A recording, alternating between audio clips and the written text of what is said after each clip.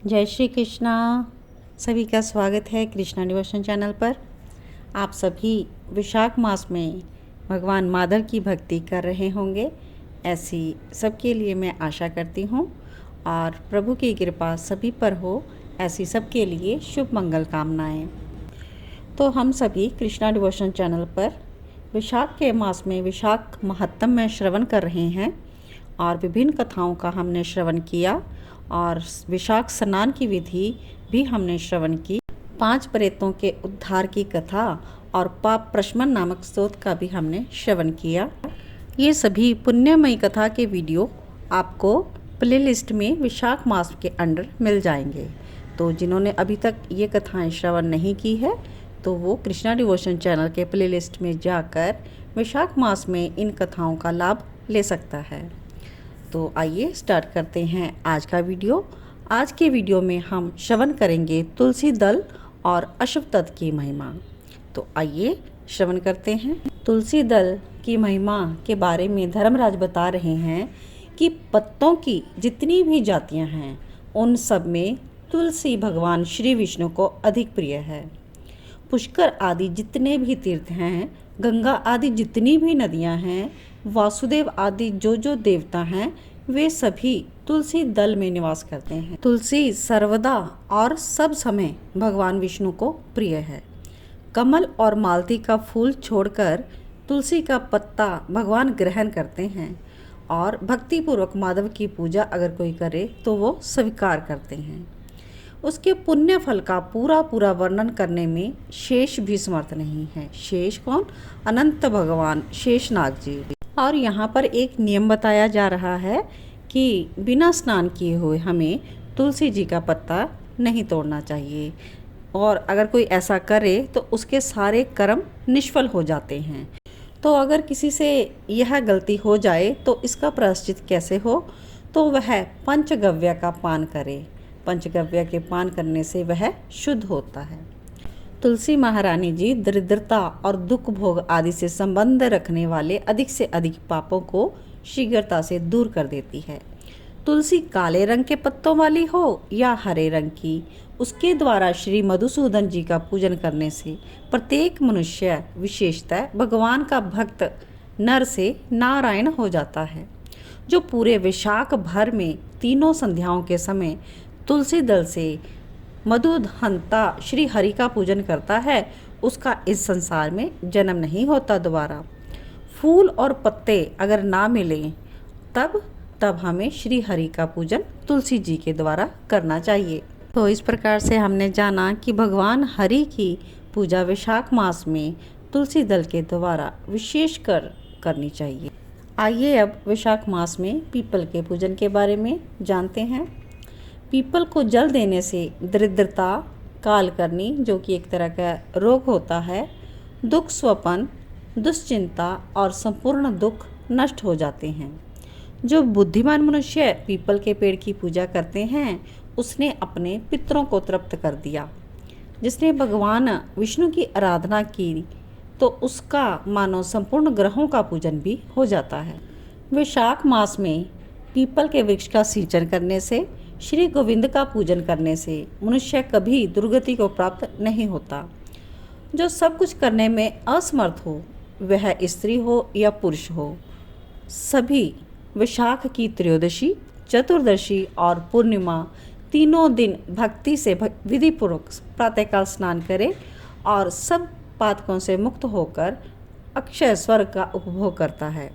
विशाख मास की पूर्णिमा को जो जल के घड़े या स्वर्ण में दक्षिणा देता है उसे अश्वमेघ का फल प्राप्त होता है और जो पितरों का तर्पण करता है उसके जीवन भर के किए हुए पाप तत्काल नष्ट हो जाते हैं। इसी विषय में एक प्राचीन इतिहास में कथा है जिसमें कि 3 प्रेतों का उद्धार भी हुआ था।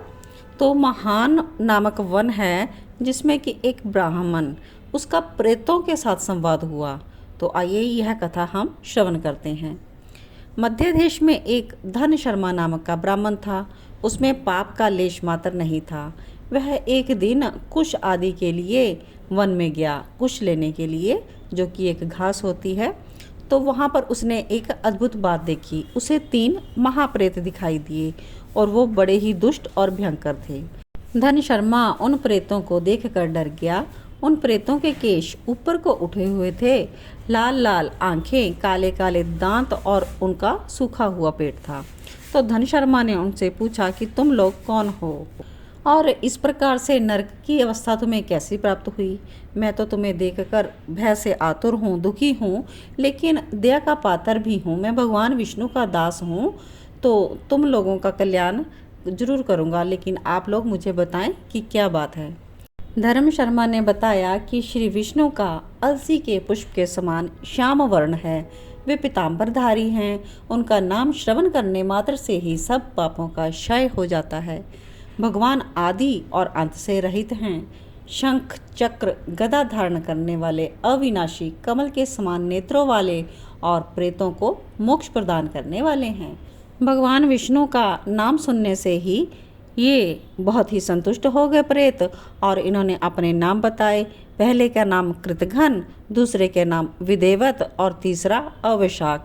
पहला जो प्रेत था वह पूर्व जन्म में सुदास नामक का द्रोही मनुष्य था, सदा कृतघ्नता करता रहता था और इसी पाप करने के कारण वह इस अवस्था तक पहुंचा था। तो सब पापों का उपाय होता है, लेकिन कृतघ्न के लिए कोई प्रायश्चित नहीं होता, इसलिए यह प्रेत योनि में आ गया। और जो दूसरा प्रेत था वह देवताओं का पूजन किए बिना ही सदा अन्न भोजन कर लेता था और कभी दान भी नहीं करता था, इसलिए इसका नाम विदेवत हुआ था। पूर्व जन्म में वह हरिवीर नाम से एक राजा था और 10,000 गांवों पर इसका अधिकार था। अहंकार नास्तिकता के कारण यह गुरुओं की आज्ञा का उल्लंघन करता था और इसीलिए यह प्रतिदिन 5 महायज्ञों का अनुष्ठान किए बिना ही खा लेता था और इसी पाप के कर्म के कारण यह बड़े बड़े नरकों का कष्ट भोग लिया और इस समय यह विदेवत नाम का प्रेत हुआ है। और तीसरा अविशाख नामक का प्रेत है। यह पूर्व जन्म में ब्राह्मण था और इसका नाम गौतम था और यह वासपुर गांव में निवास करता था। विशाख मास में भगवान माधव की प्रसन्नता के उद्देश्य से इसने कभी भी स्नान नहीं किया, कोई हवन नहीं किया, कोई दान नहीं किया। विशेषतः विशाख मास के संबंध में रखने वाला कोई भी कर्म नहीं किया, ब्राह्मण होकर भी।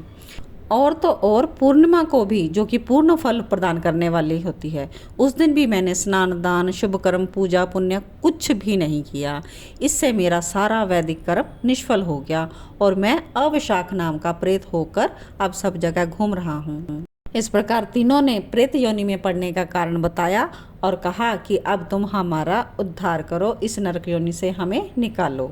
यमराज जी कहते हैं कि धन शर्मा को बहुत दुख हुआ और उसने यह भी जान लिया कि ये मेरे पिताजी हैं जो कि नरक में पड़े हुए हैं। तो वह सब प्रकार से अपनी निंदा करते हुए बोला कि मैं ही आपका पुत्र हूँ और मैं आपके किसी काम ना आ सका, मेरा जन्म निरर्थक है। जो पुत्र आलस्य छोड़कर अपने पिता का उद्धार नहीं करता वह अपने आप को पवित्र नहीं कर पाता, तो उसका इस लोक और परलोक में सुख कभी भी उसको नहीं मिलता। तब वो प्रेत नामक ब्राह्मण बोला कि जाओ, अब आप घर जाओ और यमुना में विधि पूर्वक स्नान करो और 5वें दिन विशाख की पूर्णिमा आने वाली है, जो कि सब प्रकार की उत्तम गति प्रदान करने वाली है, देवताओं और पितरों के पूजन के लिए भी उपयुक्त है। उस दिन तुम भक्ति पूर्वक तिल मिश्रित जल, जल का घड़ा, अन्न, फल दान, श्राद्ध इत्यादि, जो कि पितरों को हजारों वर्षों तक आनंद प्रदान करने वाला होता है, जो विशाख मास की पूर्णिमा को विधि पूर्वक स्नान करके और तर्पण करके पितरों का सब पापों से वह मुक्त हो जाता है। और धर्मराज की प्रसन्नता के लिए उस दिन जल से भरे हुए 7 गड़े दान जो करता है वह अपनी 7 पीढ़ियों को तार देता है। प्रेत बने हुए ब्राह्मण ने यह सब अपने बेटे को बताया कि त्रयोदशी, चतुर्दशी और पूर्णिमा को भक्ति प्रायण होकर स्नान, जप, दान, होम, श्री माधव का पूजन करो और उससे जो भी फल प्राप्त हो ना वो हम लोगों को समर्पित कर दो। ये दोनों प्रेत जो मेरे साथ हैं ये भी मेरे परिचित हो गए हैं और इसलिए इनको भी इसी अवस्था में छोड़कर मैं स्वर्ग में नहीं जा सकता। इन दोनों के पापों का भी अंत आपको करना होगा। इस प्रकार धर्म शर्मा ने सब कुछ विधिवत किया और प्रसन्नतापूर्वक भक्ति के साथ विशाख में स्नान और दान इत्यादि किया। विशाख पूर्णिमा आने पर उसने आनंद पूर्वक भक्ति से स्नान किया और बहुत से दान करके सबको पृथक पृथक पुण्य प्रदान कर दिया। तो उस पवित्र दान के संयोग से वो सभी प्रेत जो कि पुण्य आत्मा में बदल गए और विमान पर बैठकर तत्क्षण ही स्वर्ग को चले गए। और जो धनशर्मा ब्राह्मण था वो भी चिरकाल तक अपना आयु का उत्तम भोग करके अंत में ब्रह्मलोक को प्राप्त हुआ। इस प्रकार आप सबने श्रवण किया वैशाख मास महात्म्य। वैशाख की पूर्णिमा परम पुण्यमयी और समस्त विश्व को पवित्र करने वाली है।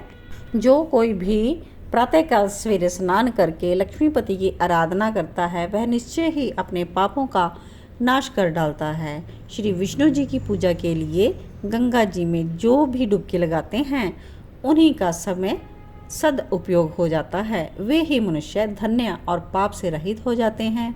वैशाख मास में प्रातःकाल जो भी तीर्थ में स्नान करने के लिए पैर बढ़ाता है, एक एक पग पर श्री माधव के स्मरण के लिए वह अश्वमेव यज्ञ के समान पुण्य फल पाता है।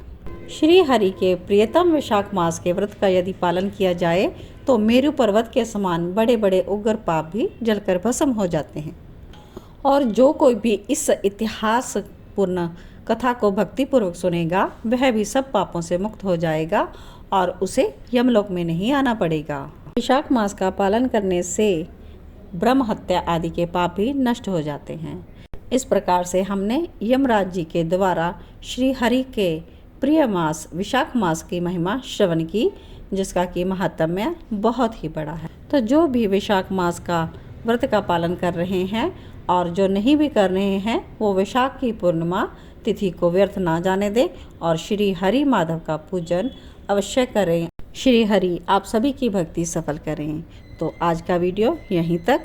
आपको आज का वीडियो कैसा लगा मुझे कमेंट्स करके ज़रूर बताइएगा और कृष्णा डिवोशन चैनल को आप सब्सक्राइब ज़रूर कीजिएगा और इसके वीडियोस को ज़्यादा से ज़्यादा शेयर कीजिएगा। मिलते हैं अपने नेक्स्ट वीडियो में, तब तक के लिए सभी को जय श्री कृष्णा, जय श्री राधे।